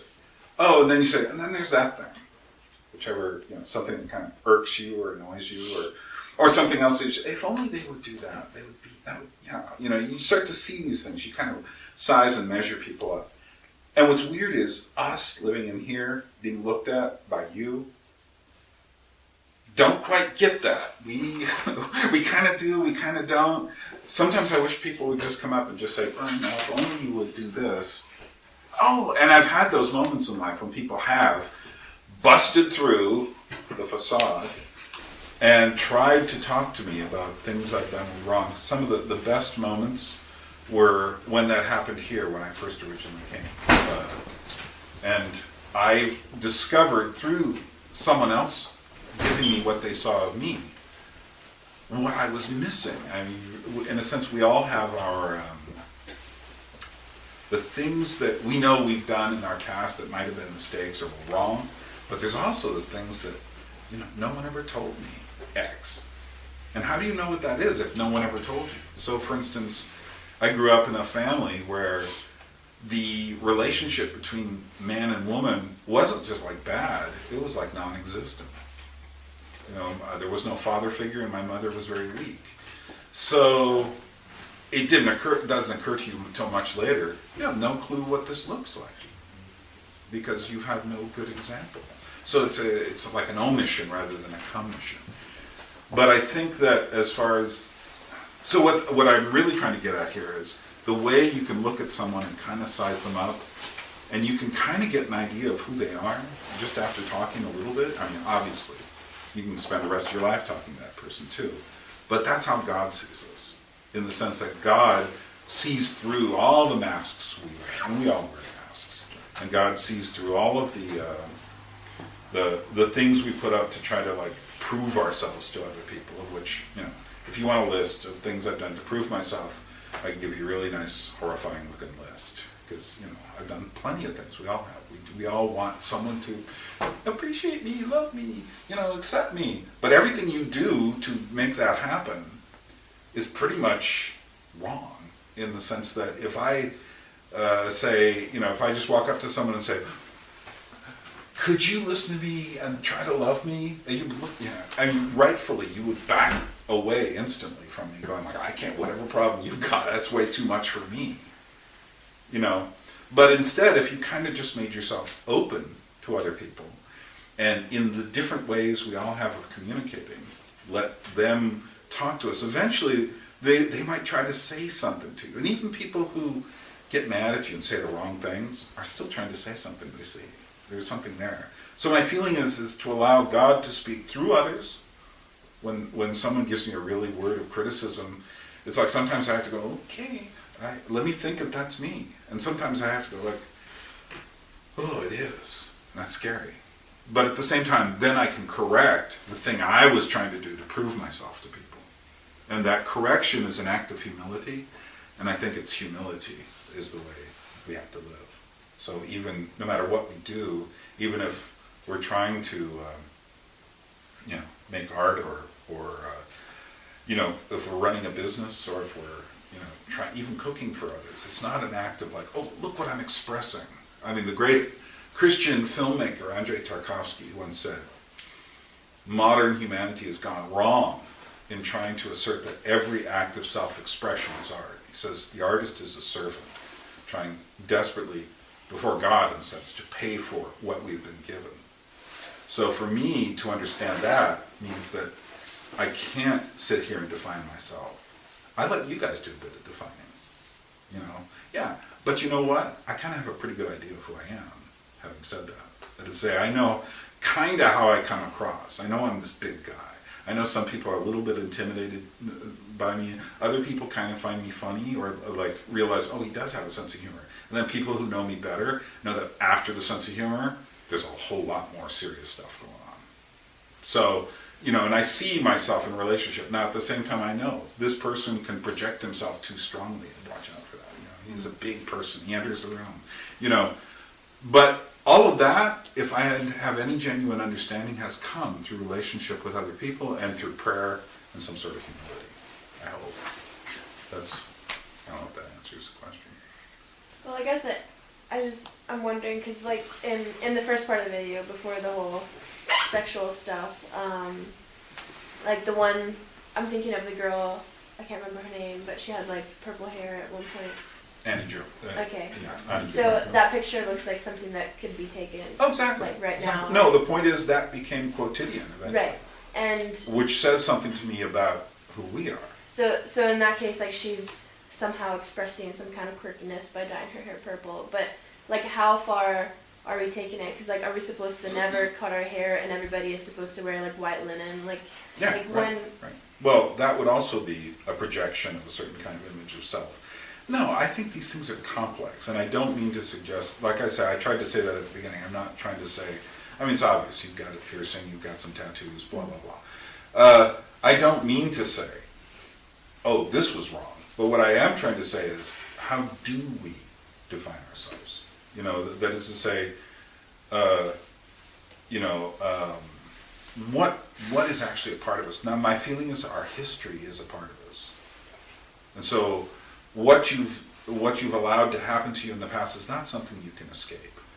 So might as well embrace it, And on that level, I mean, like the guy I know who dyed his entire face, this guy Mike used to work at this kind of circus. Now, if that guy was to become a Christian tomorrow morning, first thing I would not say to him is like, dude, you're in for a long term of surgery, to remove all that stuff. No, not at all. I would say that is now part of your identity, and let's see where we go. What doors open up after this? Would I have recommended he do it? No. In the beginning? No, absolutely not. I would have said no. I mean, there was a girl I knew who came up to me. She wanted breast reduction surgery. This was in New York, and I just thought about that. Her breasts weren't that big. She said, yeah, but I've got problems with my back and such. But, if you looked at this person, nobody would go like, oh my gosh, this person has massive breasts.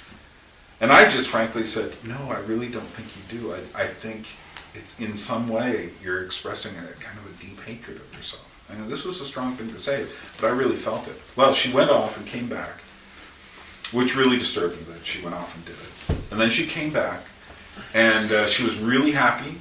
She acted happy. Within a month, she had hung herself in a bathroom. You know. Or can I add something? Mm-hmm. It's also time. It's time, but one thing I've taken from this is I think what you said. You know, I also believe we're all images of God, and I think that's a crucial part of what you're trying to say. But I also think a lot of these people, I wouldn't group them all together because I think everyone has their own story. But it seems that a lot of these people have struggled with acceptance, like being accepted, and I think it's. One message of the Bible that I hold dear is that we can come as we are to God. Exactly. Yeah. And it seems like some of these people don't feel like they can do that, which is that it's a very sad thing. Yeah. It's crossing a line and then saying, "Do you still accept me?" Yeah. And crossing a line. One thing I think you're not saying, which maybe is coming across, is you're not saying we shouldn't self-express. So I think some of that is natural to want to play with things and play with style. I certainly don't think God would. No, that's just you can go into Zara if you want to buy. But I think there's something about starting the process of like realizing that you are accepted by God. You are loved and cherished by God. You don't have to prove yourself by putting on a different identity. Right. Is that part of what you would say? Absolutely. Okay. I mean, thank you for reminding me. But I certainly, I mean, heck, all you have to do is look at some of the art I've tried to make and various things and see. Obviously, I'm getting something out of my system. But the point, though, is I do it, like I say, I've tried to follow Tarkovsky's rule, and that is to say, not simply to say that this little experiment is like, ooh, look at this, you got to accept it. But for instance, when I do show something to someone, I'm very keen that something I may do may completely just bother them. And so that's okay. And sometimes maybe I've gone down the wrong trail as far as like certain kinds of imagery. And, you learn, you think about it, but I think that is important. However, I don't think that it's the number one principle here. That is to say, I think that love comes before self-expression. I think humility comes before self-expression. I think that self-expression properly should be to express who we discover ourselves to be before God. And it's an ongoing process. It's not like it just happens. Well, I will say though that the presentation didn't make me feel like I'm called to love these people. It made me feel like I need to not be like them at all costs. Mm-hmm. Yeah, I don't mean to make you feel that, but I do mean to question the direction our society seems to go in. But is it really? I have a hard time looking at the past and thinking they had a better understanding of identity. Just that. I wonder if what we're seeing instead is just a globalization, or not a globalization, but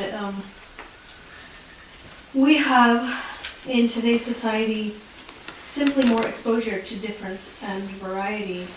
So if you look at 100 years ago, a tribe in Africa who's shoving spikes through their chin, or giant gauges in their ears, or scarification on the forehead, but these are all still aspects of identity for a specific culture.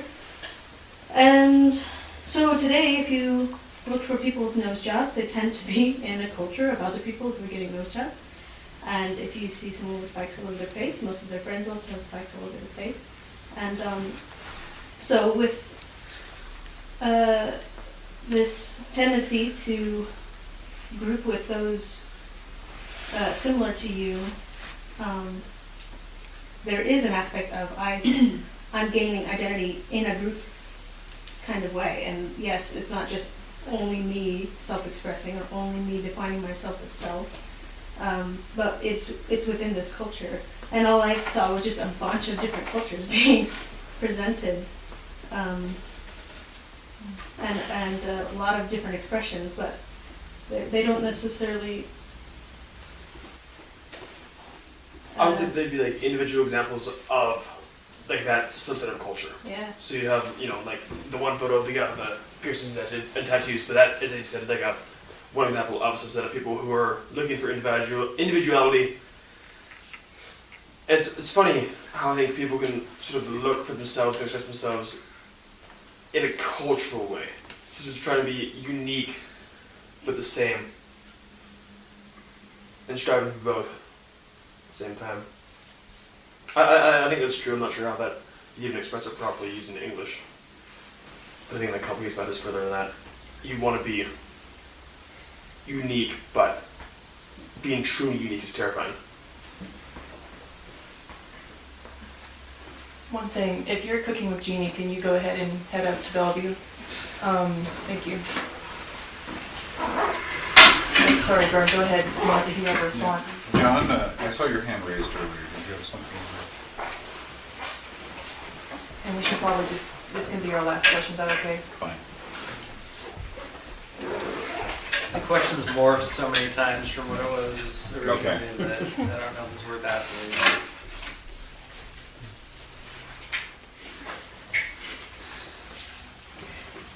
Yeah, if it seemed like too much, sometimes I'm guilty of that.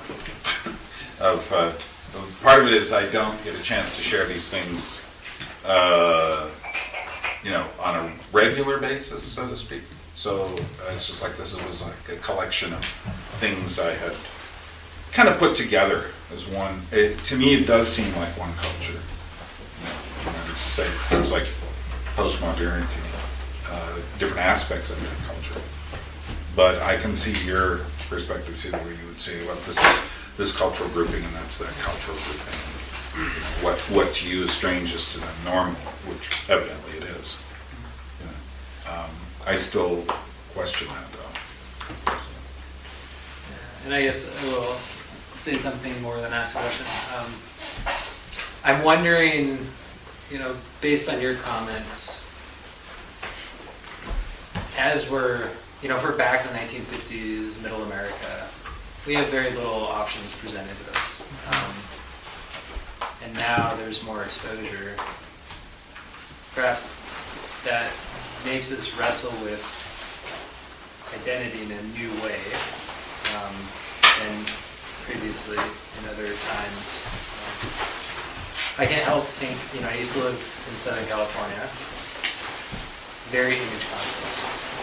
Also a huge melting pot of Americans that are attracted to Los Angeles area.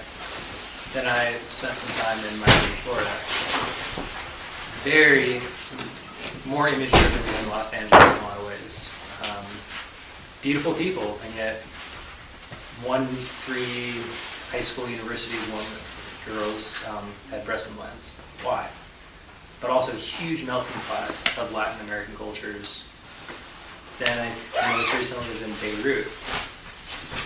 1 in 2 people in Beirut get plastic surgery. If you're driving down the road, most of the doctor's offices you see are plastic surgeons. They're beautiful people to begin with. And in each one of these places, I've just seen there's huge identity crisis, especially Lebanon. What is Lebanon? Is it Near East or is it the West? Is it Arab or is it Phoenician or something else? Is it conservative? Is it modern?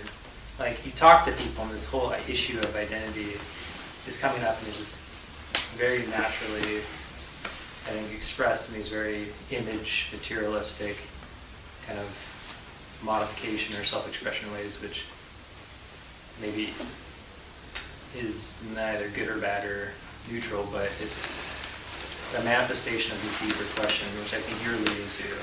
Who am I? Do I even know? Do I have something outside myself that I can try to anchor that in? Or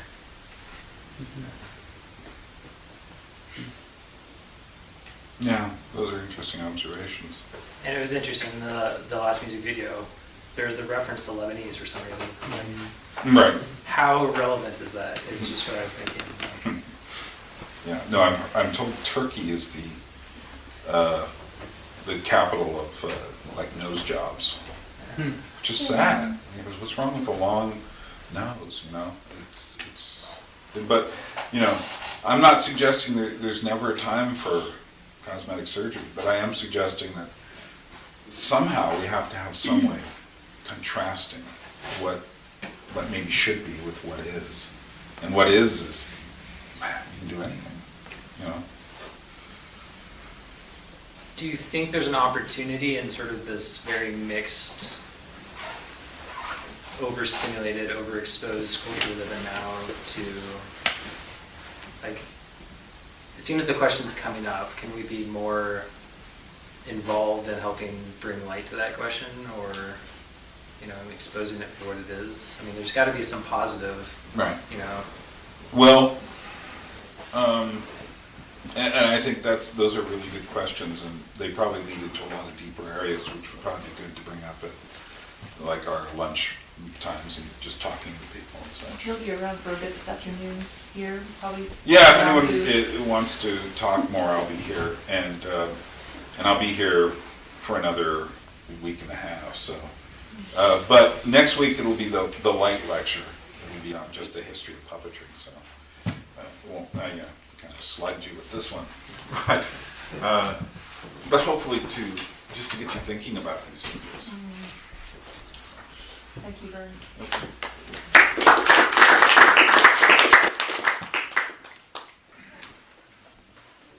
A people without history is not redeemed from time. For history is a pattern of timeless moments.